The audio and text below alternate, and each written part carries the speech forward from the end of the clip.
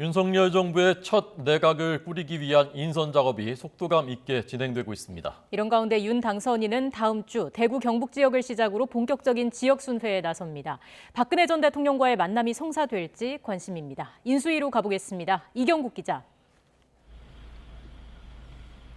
네, 서울 삼청동 인수위에 나와 있습니다. 네, 첫 내각 인선이 속도감 있게 진행되는 모습입니다. 윤 당선인 측은 어떤 기준을 가장 중요하게 보고 있습니까? 네, 앞서 민주당에서는 윤석열 당선인을 향해서 인사 기준이 무엇이냐 이것을 밝히라는 요구가 잇따랐는데요. 이에 배현진 당선인 대변인은 오늘 브리핑을 통해서 유능 그리고 실력, 전문성이 인사의 중요한 기준이라고 거듭 강조했습니다. 이어서 이 문재인 정부의 인사 기준이 공정과 상식에 맞았는지 그리고 문재인 정부가 국민과 제대로 소통했는지 의문이라면서 꼬집기도 했습니다.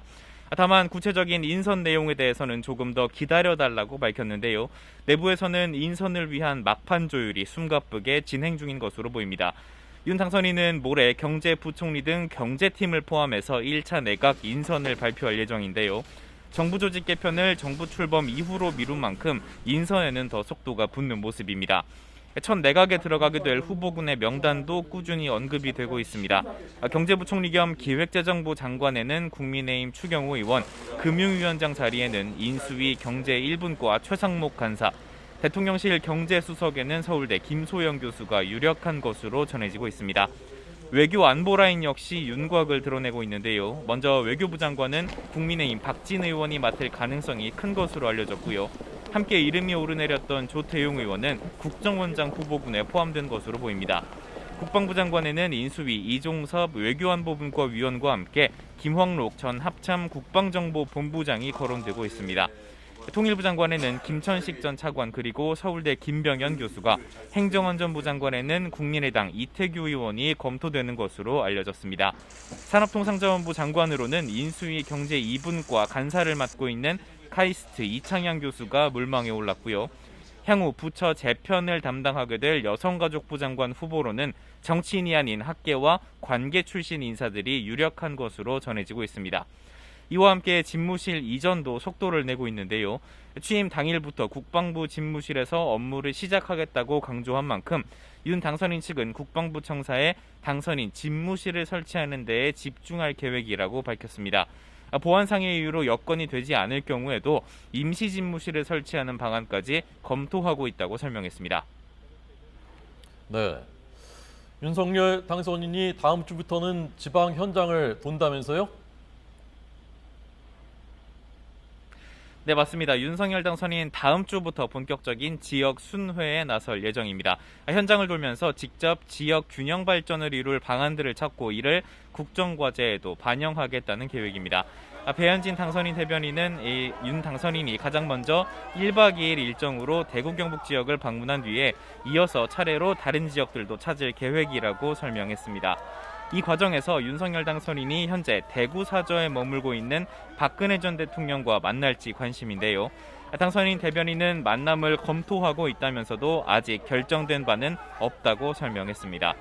이런 가운데 윤석열 당선인 오늘은 토마스 바흐 IOC 위원장과 통화하면서 스포츠 외교에 나설 예정인데요. 이외에는 별다른 공개 일정 없이 내각 인선 작업에 주력할 것으로 보입니다. 안철수 인수위원장도 함께 바쁜 행보를 이어가고 있습니다. 안 위원장과 인수위원들은 오늘 경기도 화성에 있는 현대자동차 기아 기술연구소를 방문합니다.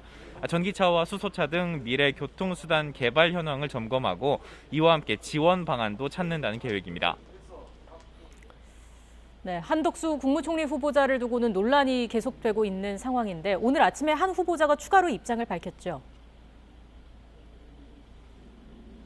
네, 그렇습니다. 말씀하신 것처럼 한덕수 총리 후보자 앞서 로펌 등에서 이 고액의 잡문료나 보수를 받은 것을 두고 논란이 일었는데요.